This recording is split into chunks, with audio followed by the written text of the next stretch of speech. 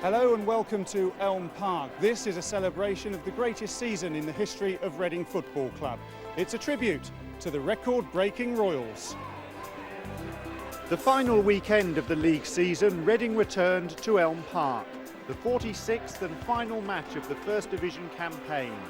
A glorious occasion with the fans in full cry to acclaim the club which had soared into the playoffs and missed automatic promotion to the Premiership by just 4 points. Reading's final opponents were Charlton.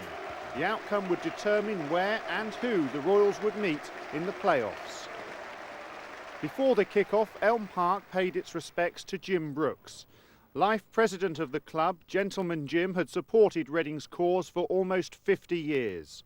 He died before the final game. Jim witnessed at first hand half a century of Reading's history, including this incredible season.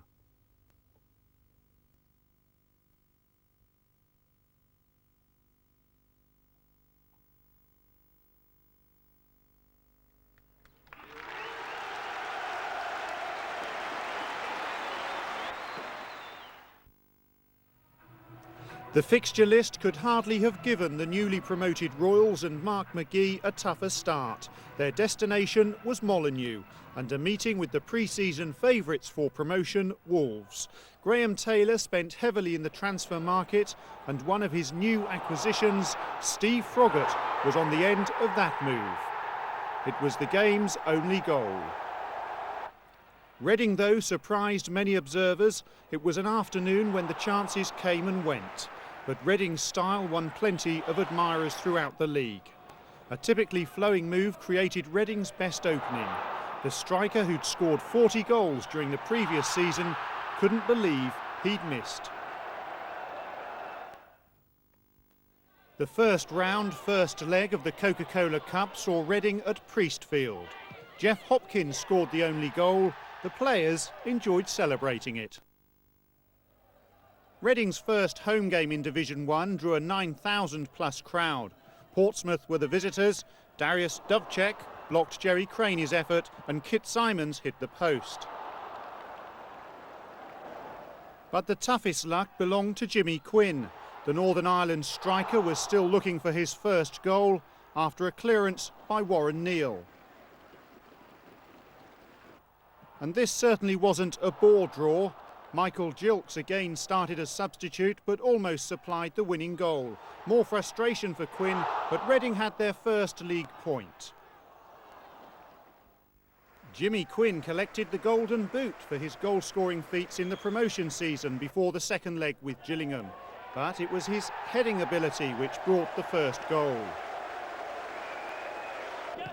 Stuart Lovell also opened his account for the season at the expense of the third division side.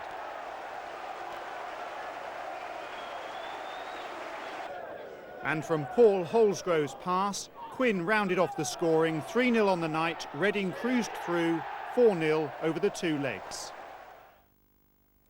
Reading's first league victory came at Oakwell. Simon Osborne scored the first in a series of spectacular goals.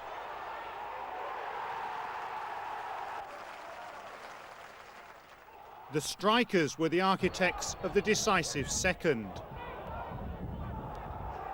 Jimmy Quinn and then Stuart Lovell were deep in their own half. They released substitute Scott Taylor and he supplied the finish to make it Barnsley 0, Reading 2.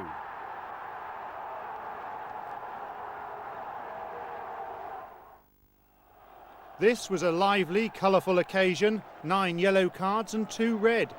In the second half, with Stoke down to 9 men, Reading made the most of it.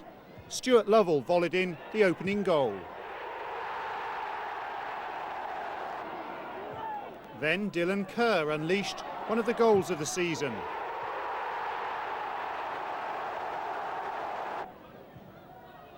Michael Gilks was handily placed to knock in number 3.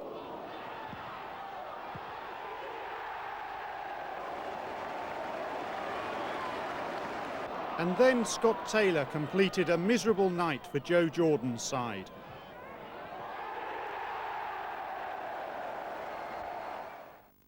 Reading's impressive start to life in Division 1 was based on a mean defence. Millwall joined the list of clubs who couldn't find a way past Shaka Hislop. The Reading keeper had been beaten just once in 7 games. The Royals did find the net, but Jimmy Quinn was pulled up for pushing, robbing Jeff Hopkins of some glory. The trip to Boundary Park Oldham was the first in a series of 3 matches against the clubs relegated from the Premiership. And from Dylan Kerr's corner, Paul Holsgrove won the near-post flick. Lovell was loitering with plenty of intent at the far post. An uncharacteristic slip by Adrian Williams put Hislop under pressure. The result, an equaliser for Joe Royal's side. Lee Richardson, the scorer.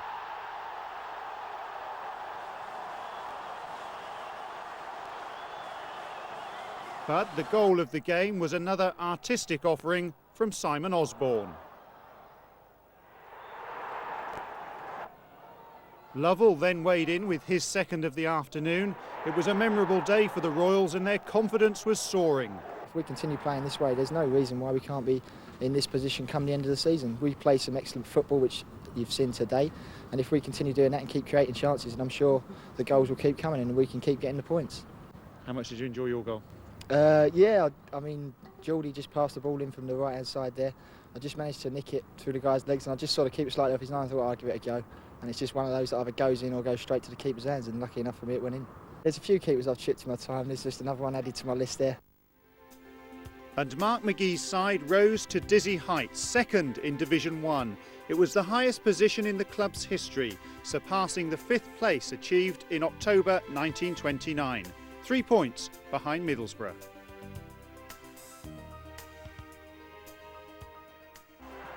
The following midweek, the derby game at Swindon was settled with a goal by Keith Scott. Darius Dovcek was also sent off on a miserable night for the Royals. Sheffield United were one of the fancied sides at the start of the season. Hislop was making world-class saves appear almost routine. And Reading landed 3 notable points when Jimmy Quinn smashed in his first league goal of the season.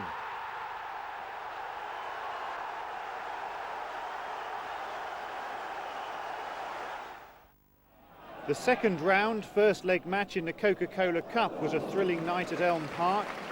Generous defending gave Jimmy Quinn some more target practice.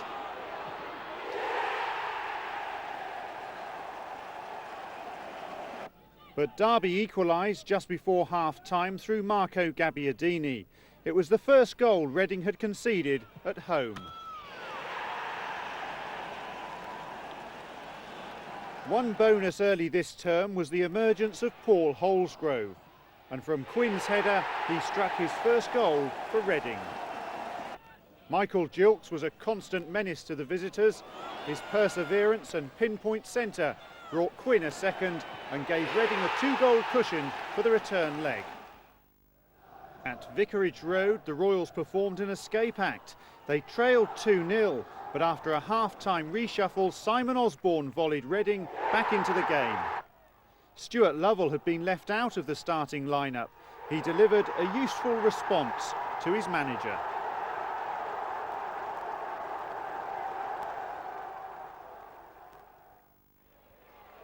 Marco Gabbiadini scored in 3 matches against Reading this season. The first at the baseball ground put Derby back in their cup tie. And then Paul Williams grabbed a second. It was enough to put Reading out of the cup by virtue of Derby's away goal. Reading bounced back to the winning trail at the expense of Notts County. This was the first goal, a stylish move, culminated with a Michael Gilks centre and Stuart Lovell's header.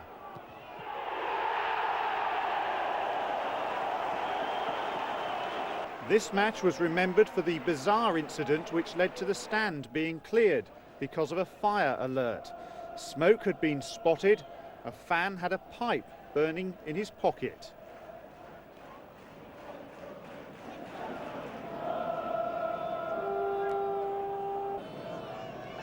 When the match eventually resumed, Lovell sent substitute Uwe Hartenberger clear. His first appearance, his first goal of the season.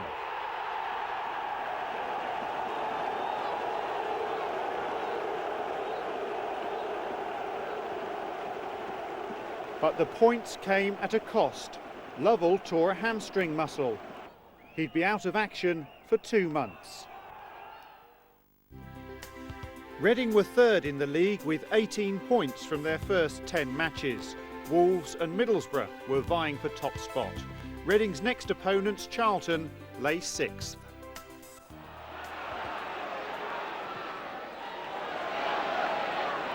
And Williams to clear.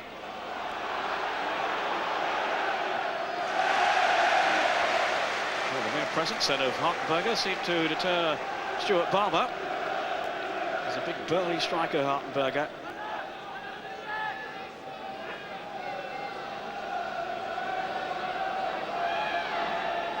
And he certainly couldn't wait to get his chance today. He's had to wait so long for an opportunity to start again for Reading. Came on, of course, as a substitute and scored last week in the win over Notts County. And obviously did enough to persuade his manager to give him a start for this game. Shot driven through, and a goal from Osborne. Oh, magnificent strike. Well, it's his 4th goal this season, and they've all come from long range. Just 5 minutes gone, and that's an absolute gem of a goal. Pedersen flinging himself across the goal, but he couldn't reach that one. Up comes the aerial bombardment of Chappell and Brown and Barber. Walsh with the corner. There's the header, and it's goal from Robson.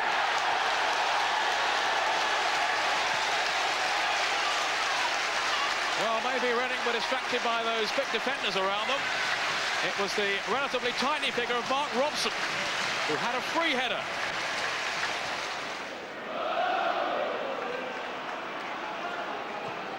The Charlton playing with so much more zest now.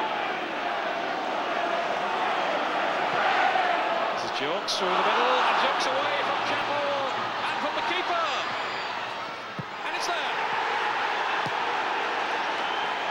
Well, for a moment then I thought maybe he delayed too long, but no, Michael Jokes has restored Reading's lead. Just 4 minutes after Charlton's equaliser, and they've been caught by the stunning pace of Michael Jokes. Holsgrove who threaded it through then. A mistake by Chappell. Jokes round the keeper, and he managed to steer it in. Brown in with great determination then. This is Robson. Robson's cross, right, no! Oh, what a save then by Hislop. An outstanding save in a season of outstanding saves. Hislop's reflexes protected Reading's 2-1 lead. They stayed third in the table.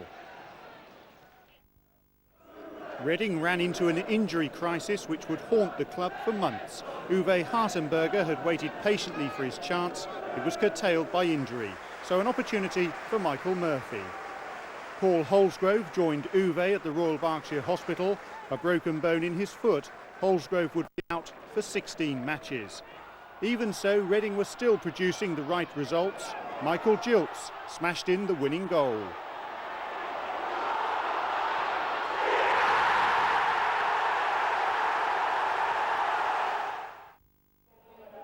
This was a bleak day. Not just the weather, but Andy Melville's header marked the first goal Reading had conceded in the league at Elm Park. More than 10,700 saw Phil Gray add Sunderland's second, and the fact remained Reading were fortunate to escape at 2-0. The turning point at the Hawthorns came 6 minutes before half-time. Michael Jilts involved in a scuffle with Paul Raven. A red card, said the ref, who also booked 8 players. Andy Hunt gave the Baggies the lead. It was painful viewing for Jilts and Jimmy Quinn, who'd finally been forced to rest with sciatica trouble.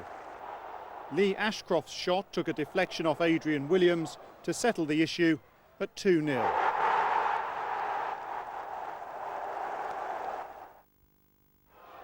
Williams had joined the casualty list, but it didn't stop the Royals at Derby. A Michael Gilk shot fell nicely for Scott Taylor. In the second half, Derby equalised through Marco Gabbiadini. But after being sent off at West Brom, Gilks blasted a stunning goal.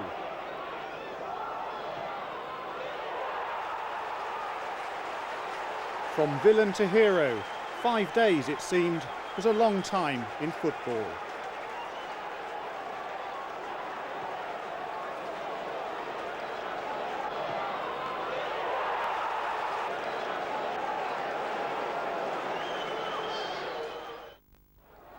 Reading's 3,000th league game. They were without a recognised central striker. Scott Taylor was unfortunate. The day belonged to the goalkeepers. Alan Harper was thwarted by Hislop's outstretched arm. Graham Bressington's penalty gave Southend the lead at Roots Hall. Jimmy Quinn returned to the Reading side and after nutmegging Darren Barnard smashed in the equaliser. But a side ripped apart by injuries and suspensions slipped to the Royals' heaviest defeat of the season. Gary Jones scored twice for the Essex club. And near the end, Shaka was beaten for a fourth time by Andy Thompson, a less than memorable trip to Southend. The doubters were in full cry after Tranmere inflicted another defeat. Jed Brannan put the Merseysiders in front, and they were soon 2 up thanks to Ian Muir.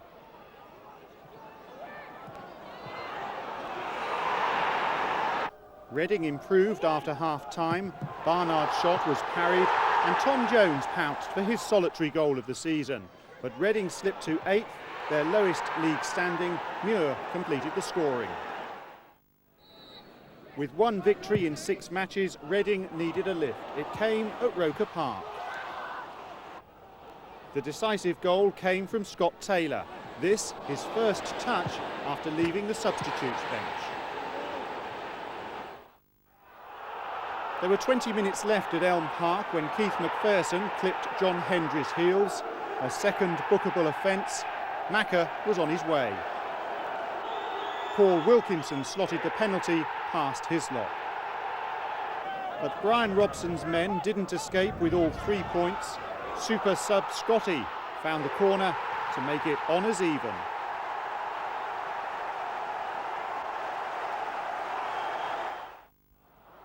A Reading defence without Williams or Dovcek was undone after just 3 minutes at Fratton Park. Jerry Craney, the marksman. In the second half, the pace of Michael Gilks brought Reading a reward. He was tripped by the full-back, and Jimmy Quinn, sure as ever from the spot, made it 1 apiece.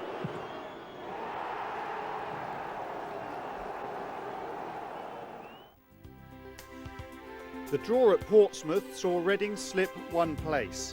The top 4 were Middlesbrough, Wolves, Tranmere and Bolton.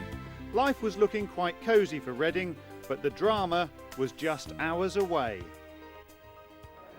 That week, manager Mark McGee decided to leave Reading.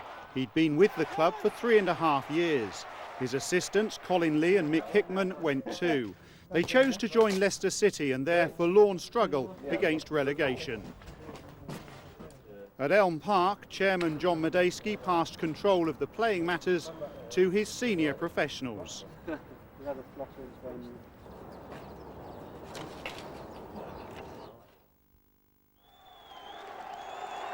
Reading's first match after McGee's departure could hardly have been bigger. Wolves were the visitors to Elm Park, and a victory could have lifted Graham Taylor's side to the top. It was one of the season's outstanding matches in Division 1. The ITV cameras were there to witness it, with commentators Theo Foley and Brian Moore. It's the corner again, a deeper and a better one this time. And it's gone in from Steve Bull.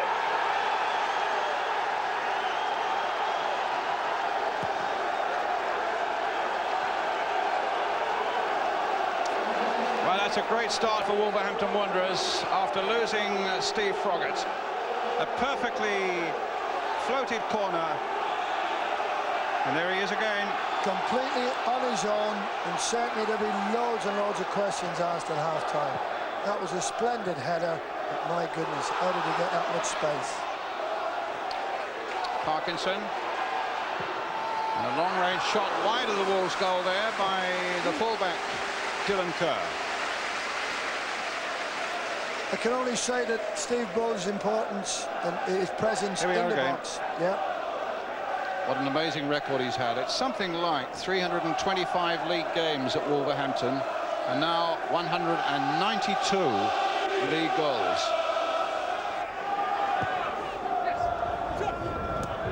De Wolf, nice little touch there. Ferguson playing it well to Emlyn. Found a yard for himself there as well. Back again by Ferguson to De Wolf. Up to Rankin this time. But away go Reading again. Stuart Lovell picking out Scott Taylor. Men are waiting at the far side. The flick on and a goal! Yes.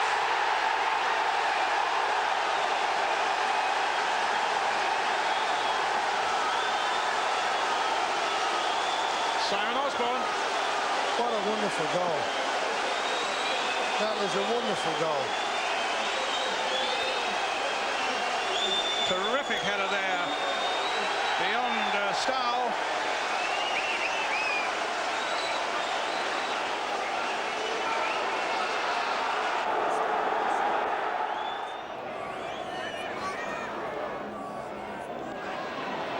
I could watch that all day long. Superb. That's a great goal. So simple.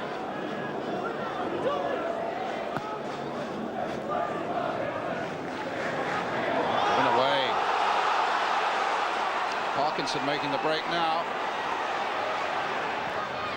Hit long towards Jimmy Quinn. And it's 2-1 Reading.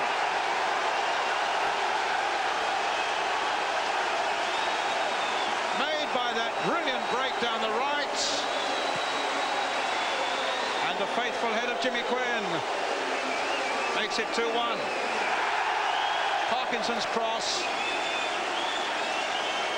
He's been doing that for years. He got left with the little right back. The little boy Smith, he had no chance in the air against him, Brian.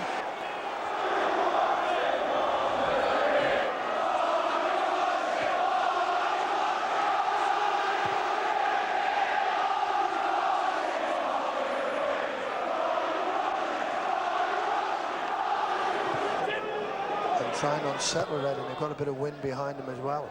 Goes Goodman. Ferguson trying to get in there. He might get Bull in here. Good save. And then Smith knocks it over. Terrific bit of goalkeeping, though, by Shaka Hislop. Bull looked a certainty there. I know 1-on-1 against ones aren't always as easy as they sometimes look. But you would have put a lot of money on Steve Bull scoring there. But he made ground very quickly indeed at Hislop. Ferguson gets it clear to Goodman.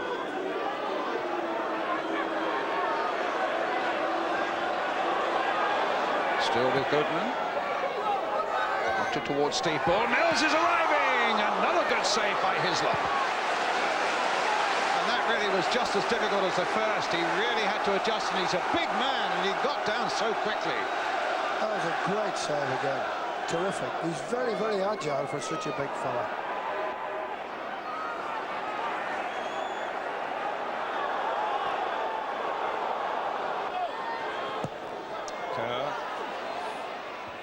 Knocked down, another very good one by Blaze there. Jilks playing it in. Venus will need to get there. De Wolf will need to get there, and does. Oh, fantastic shot there by Lovell. Came off the post. Quinn looking to get in shooting range. Kerr again. Good spell this for Reading. The fullback with a shot. What a terrific shot there against the woodwork again for Reading. Jilks. What a great cross. Plays it in. Venus tries to get it away. De Wolf eventually does get it away. But then it's whacked back there by Lovell. In the best Mark Hughes tradition. It's been a super game in the Ensley First Division here. Ferguson playing it in, and it's just touched in there. Goodman may have got a touch, or it may have gone straight in, but it's 2-2. I think that's gone in, you know, Brian. I think that's gone straight in. They're running to Goodman. Well, here's Ferguson. They're running to Goodman.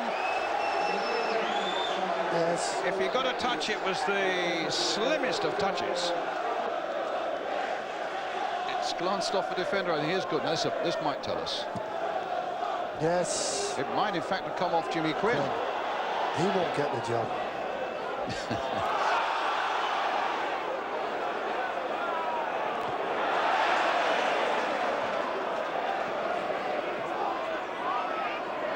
Goodman.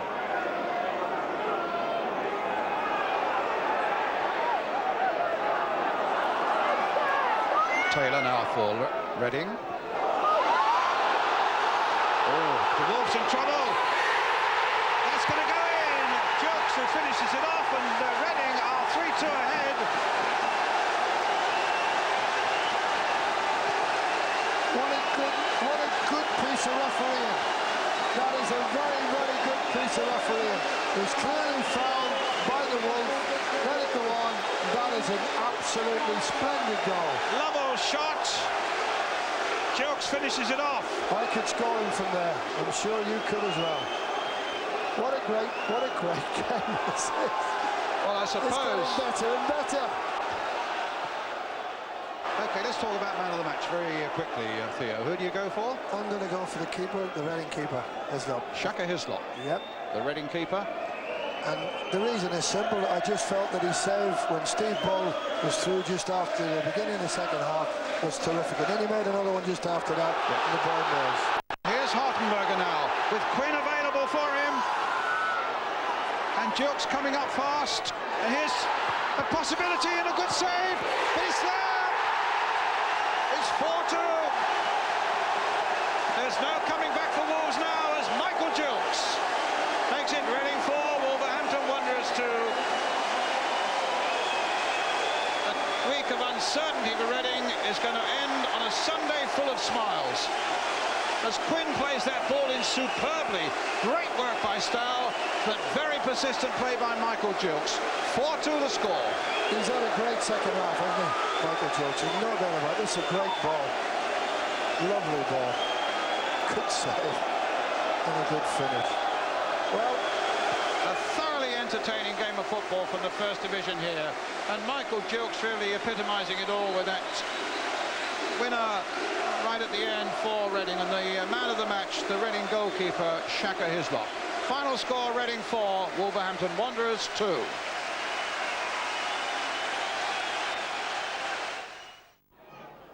$11,500 saw the Boxing Day game.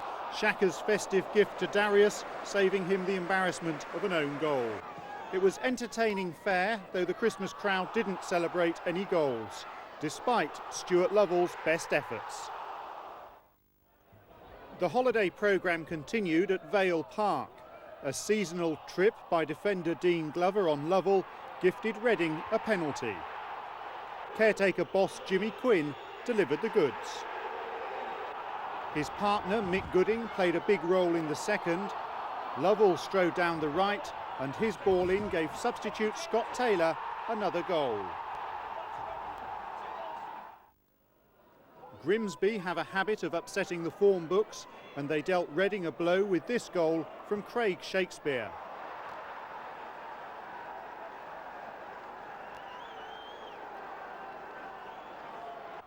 The equaliser eventually came, but at a cost. Reading's most influential player at this stage of the season, Simon Osborne, was injured as the ball broke clear for James Lambert. Serious knee injuries would deny Reading of Osborne's talent for the first 3 months of '95. The caretaker managers were left with just 15 players to choose from for the daunting trip to Bolton. Simon Coleman's goal settled the contest, though Reading were furious that the referee blew for a foul in Reading's favour as Jimmy Quinn hit the net. After the holiday, the two players who'd guided Reading through the 5 matches after McGee's exit were officially appointed as joint managers. With a squad decimated by injuries, they accepted the challenge of launching Reading's drive towards the playoffs. So it was straight out to work on the training ground. Reading were already out of the FA Cup after a home reverse at the hands of Oldham when Lee Nogan made his debut against West Brom. Reading had plenty of opportunities to strike, such as Michael Gilk's drive, which cannoned off the crossbar. West Brom hadn't won away from home in the league, but that was about to change. Andy Hunt tucked away there first. And in the final minute, Kevin Donovan made it 2. A difficult baptism for the two-player managers, 2 matches, 2 defeats. After 3 successive defeats, Reading needed a break in the wet at Turf Moor. It came from Burnley keeper Wayne Russell. Lee Nogan walked in his first goal for Reading. And within 10 minutes, the Royals had a 2-goal cushion. Scott Taylor with a spectacular effort.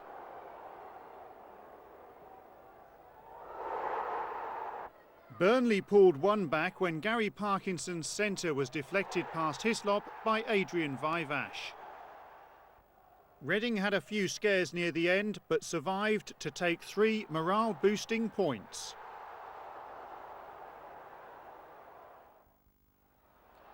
Next stop, Ayresome Park. An 18,000 crowd witnessed Reading halt Middlesbrough's march towards the Championship. A neat move brought the only goal for Paul Holsgrove.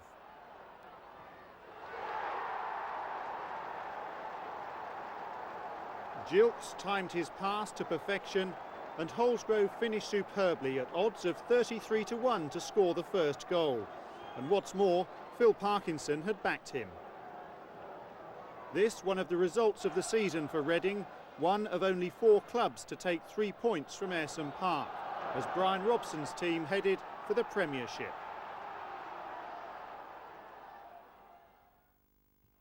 If Reading had a problem at this stage, it was taking their chances and the points on their own ground. Scott Taylor, one of the unlucky strikers on a saturated day. But the 8,800 crowd saw Derby do Reading a favour, Jason Kavanagh with an own goal. The promotion showdown at Prenton Park was also settled by 1 goal. Ian Muir, who'd scored twice at Elm Park, did it again as Rovers completed a double over the Royals. Fortunately for Reading, Shaka Hislop was on hand to perform an exercise in damage limitation. Patience was the name of the game against Southend. Scott Taylor and Tom Jones worked the opening, which brought an overdue goal. Paul Holsgrove, the marksman. Taylor, enjoying an excellent season, was the architect of the second. Lee Nogan with his first goal at Elm Park. It's always nice to score goals, whatever goal it is, first or the second. I mean, I thought I was due one. Been working hard the last 3 games. We've had tough opposition in Middlesbrough and Tranmere. And it was nice to get on the score sheet. An inability to score goals was frustrating for Reading's followers at Notts County. Hartenberger just couldn't quite reach Kerr's centre. County hauled themselves off the bottom of the table. Substitutes Michael Johnson and Tony Garner combined to earn the points for Howard Kendall's side.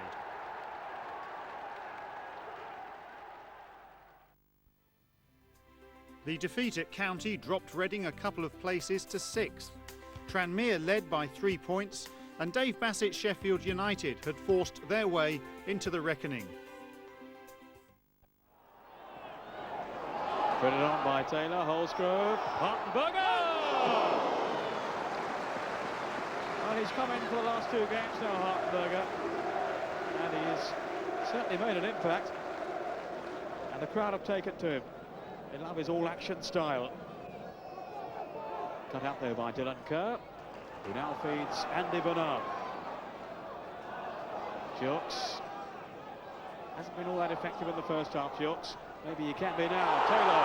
Gilks has gone all the way. It's a great chance. It's in at the post. Well, in truth, he's been fairly anonymous in this first 45 minutes. But not so then. Really cohesive move then. And the pace of Gilks taking him clear. No one can stop it there. And it's curled delightfully in off that far post. In the second half, Watford defender Nigel Gibbs was sent off. A challenge on his former teammate Lee Nogan adjudged as a second bookable offence. It made Reading's task a touch easier. Taylor's cross falls for Gilks. It's two! Michael Gilks. Beautifully struck. Well, no wonder he looks pretty pleased with himself. That was a stunning strike. Well, he hit it so nonchalantly into the corner, beyond the sprawling figure of Miller.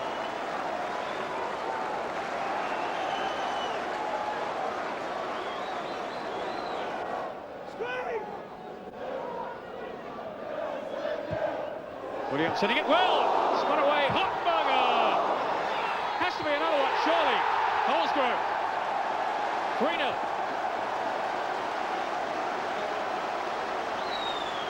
Well, Miller protesting now. I thought he redeemed himself with a second save after Williams had spun away from him. There's the first shot. Miller couldn't hold it. Now, was there a foul there? Didn't look to be. Hartenberger, whose effort was blocked, and it fell so invitingly for Paul Holsgrove. Holsgrove inside him. Now slid on for Taylor. It's another one. Hartenberger. Corner. Watford torn apart. Some really intelligent approach play then by Reading. Taylor, who played his part after Holsgrove had rolled it into his path, and it's delivered so accurately for Hartenberger.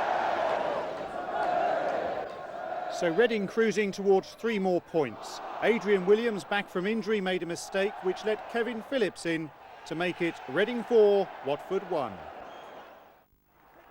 The trip to the new Den marked one of Reading's rare low points. David Oldfield, on loan from Leicester, struck first. Coach Phil Holder had already been dismissed from the bench when Mick Gooding was also shown a red card for a second bookable offence. A night to forget was complete when, under pressure, Adrian Williams steered the ball past Shaka Hislop. Barnsley were making their renewed bid for the playoffs, and they gave Reading a real fright. Brendan O'Connell opened the scoring. After the break, Jerry Taggart gave Hislop no chance with a powerful header. The Yorkshireman sensed an opportunity to derail Reading's playoff drive. Andy Payton completed the demolition.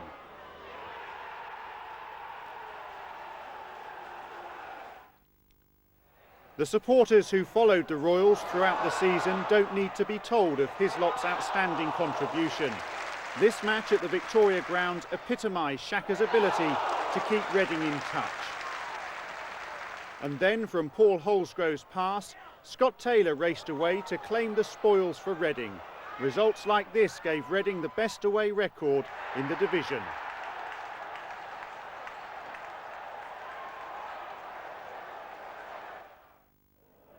A slip by Andy Bernal enabled Oldham to spring the offside trap at Elm Park, and Gunnar Haller hit the target.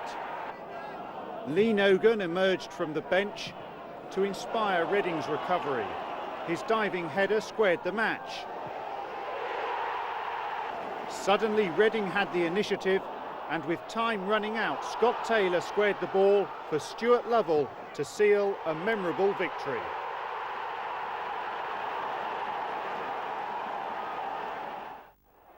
Just under 20,000 at Bramall Lane, Nathan Blake escaped from Darius Dovcek to give United the lead. But Xhaka was still producing outrageous saves. This to deny Blake a second. And Reading's record-breaking away form accounted for another point, thanks to an equalising goal for Lee Nogan. So it finished United 1, Reading 1. April the 1st brought Swindon soaring temperatures and a 12,500 crowd to Elm Park. Stuart Lovell was as hot as the weather, just wide with his opening shot, but his moment wasn't far away. Both sides were desperate for points for different reasons. Swindon joined the list who couldn't find a way past Xhaka. The match was settled in a 4-minute period. First from Michael Gilk's cross shot, the ball was steered in by Lovell, his 8th goal of the season.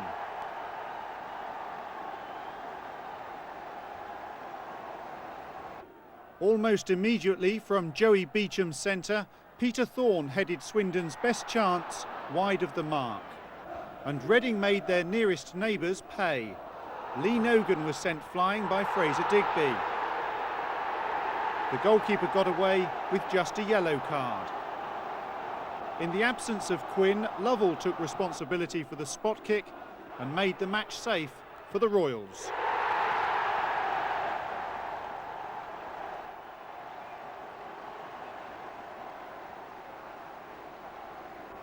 The celebration was probably quite familiar to the visiting supporters.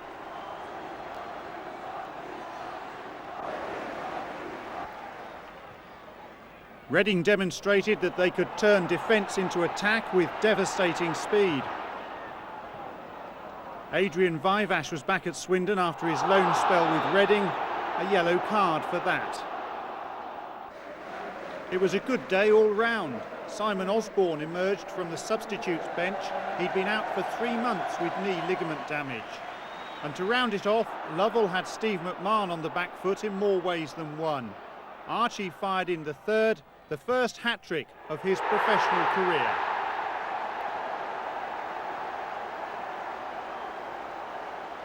I was pleased with the 2 goals in the first half, and I thought that would probably tie up the game, but it was nice to get one near the end. And were you always going to take the penalties? No, I just grabbed the ball before anyone else could. There were quite a few offers, but I don't think anyone was as confident as I was, so I grabbed it and I knew I was going to put it. And when you set off on that run on the third, was it goal? Well, I decided, I was going to have a shot, whatever. It was just, I was going to try and run it past Steve McMahon, but even though he's getting on a bit, I didn't think my legs were a bit gone by that stage, so I thought I'll just have to have a pot from 20 yards.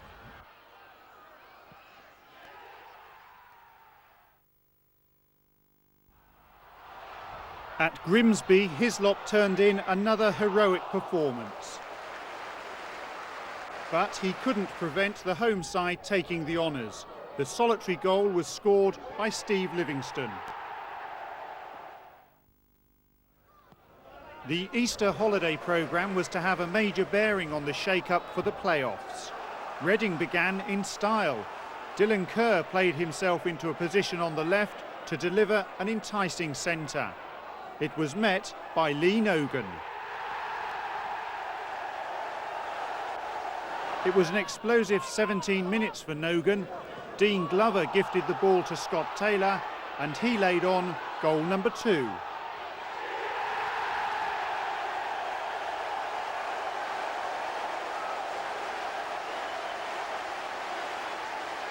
A second hat-trick in successive matches at Elm Park, and it belonged to the former Watford striker.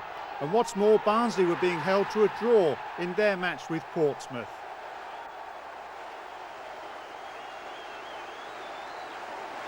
The Royals were celebrating. Even Xhaka got in on the act. But if ever the game of 2 halves cliché belonged to a match, it was this one. Hislop parried Martin Foyle's shot, but he couldn't stop Andy Porter. Then, after Andy Bernal handled, Ian Bogie fired Vale right back into the contest. Reading were falling apart, Barnsley were in the process of beating Portsmouth, and Tony Naylor tied the scores at 3 apiece. The 45 minutes against Port Vale had changed the whole complexion of the chase for the playoffs. Barnsley moved above Reading by virtue of having scored more goals, and they still had a game in hand. Reading had 4 matches to play.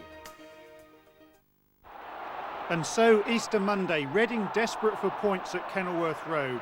The home side couldn't take their chances, and from Simon Osborne's free kick, Adrian Williams threw himself into the fray. The Royal skipper was credited with the goal, though defender John Taylor played his part. And the bonus for Reading, Barnsley were being beaten by Grimsby. 13,223, the biggest league gate at Elm Park for almost 10 years. And Reading got a wonderful start when, from Gooding's pass, Stuart Lovell's shot beat Keith Brannigan. Bolton looked a class act, but Hislop was equal to the free kick from Alan Stubbs. The Reading star again demonstrated why he won the PFA award as the division's top keeper.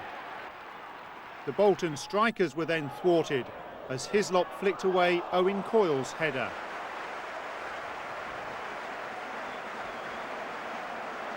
But just after half-time, a rare mistake by Shaka. He missed the centre and David Lee scooped the ball towards goal. It found the target despite the despairing efforts of Adrian Williams on the line. Bolton then dominated much of the second half, but the Reading defence lived up to its mean and resolute reputation. The most acrobatic save of the half came not from Shaka, but Simon. An astonishing goal-line clearance by Osborne from John Dreher's header. And 3 minutes from time, Osborne's defence-splitting pass put Nogan in for a dramatic winner. The celebrations began. Nogan's finishing was of the highest order, and he was rapidly repaying Reading's investment. Record gate receipts for Reading. It had been a Friday night to remember at Elm Park, and especially for Lee Nogan.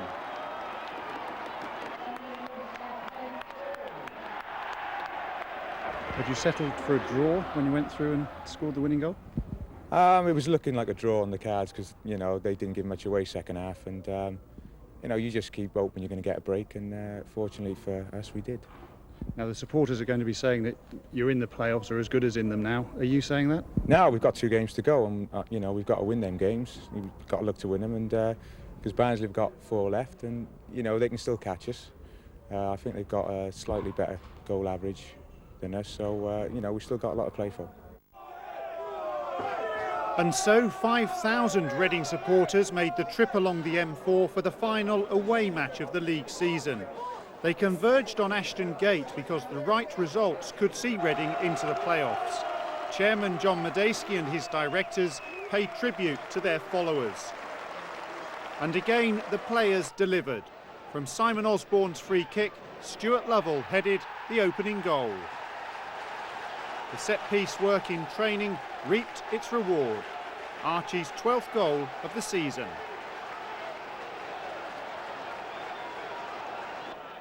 In the second half, Michael Gilks, who had an outstanding game on a poor pitch, was too hot for the City defence. Another free kick from Osborne, and Lee Nogan did just enough at the near post to make it 2-0.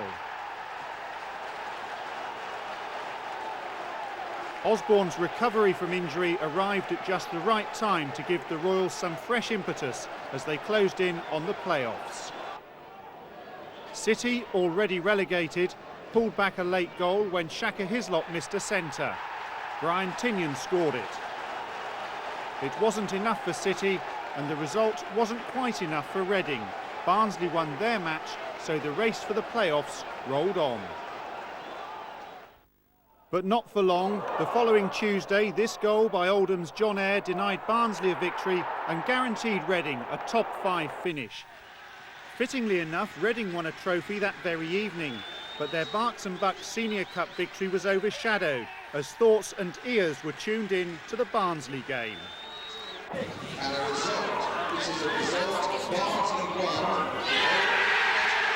All the Reading supporters started cheering, like, you know, and obviously I knew something had happened up at Barnsley, and I turned around and, you know, people are saying it's 1-1, like, you know, so obviously that was brilliant.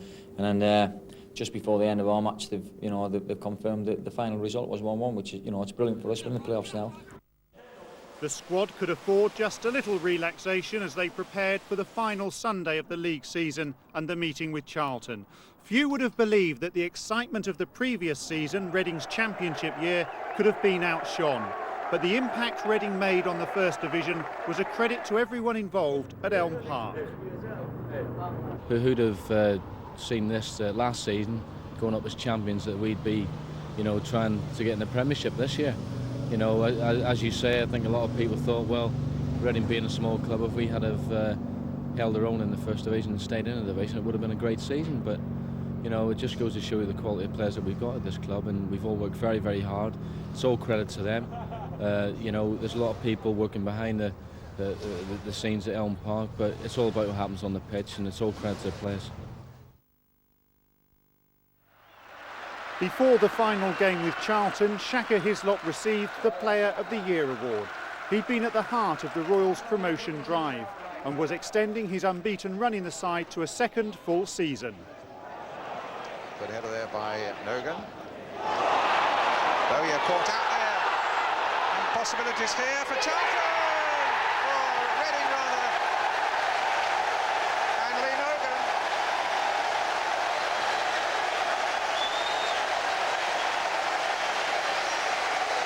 Well, a great break.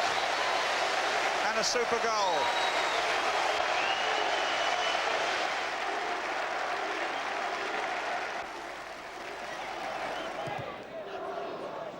Newton again gets the cross in, and it's a terrific save again by Hislop from Lee Bowyer. That was an excellent header, but an even better save. Newton's cross, and Bowyer really powered this header in there. And what a lovely bit of goalkeeping. Mark Robson with that kick. Mickey Bennett's up in there, Carl Lieben up in there. Lieben who got the header, and Chandler, would you believe it, on his debut, celebrating his 19th birthday yesterday, has nodded the equaliser for Charlton. About 2 minutes of the game left. 1-1, we are poised here. Well, Jimmy Quinn has scored a few useful goals in his time. Can he come on and do the trick again now?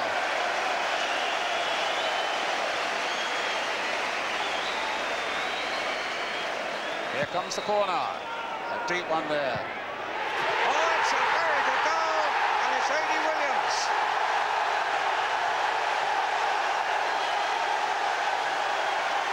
Some of the nutters are on the field, unfortunately, but they'll soon be chased off. Well, it was a soaring defender's header. And the stewards are quickly getting the mad cats off the field. And the police are coming as well. Aren't they just stupid? But this was not stupid. This was an absolutely brilliant piece of heading. Got up so well, and beyond the dive of Pedersen. Good finish, actually. I think we eased off the pedal a little bit in the second half, and I think Charlton, deservedly got a goal, and it was down to sloppy defending more than anything. But it was a good finish for the fans, and it summed the season up for us, really. Inspired substitution. No, the ball just came over, and it was too high for me anyway, and I just blocked the centre half, and Adi had a free header. I think the centre half that was marking Adi might have thought that I was going to head it or whatever, but I was just pleased to see it go in the net, because as I said, winning becomes a habit, and you seen the reaction of the crowd when the goal went in, and we won the match. It was fantastic.